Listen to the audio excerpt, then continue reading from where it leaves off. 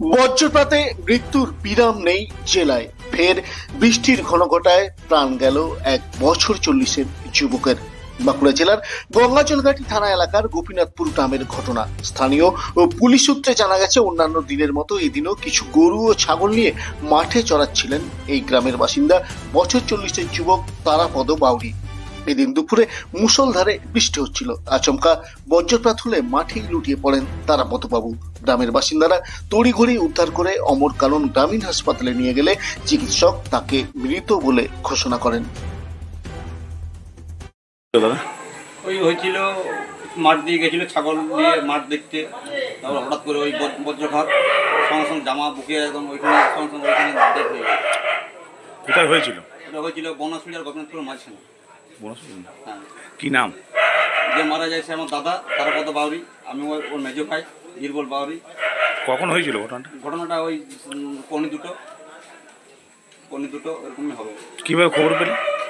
হলো ওই মাঠে গেছিল ছাগল গরু নিয়ে মাঠ দেখতে, তারপরে ওইখানে ছিল বসে, হালকা বৃষ্টি, তারপরে প্লান করে বিদ্যুৎ দিল, ওইখানেই পাশাপাশি সব লোক ছিল।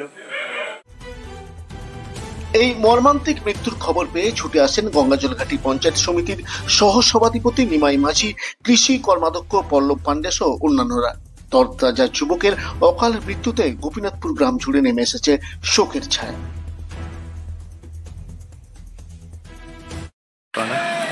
খুব দুঃখজনক ঘটনা, বয়স কম, মর্মান্তিক ঘটনা।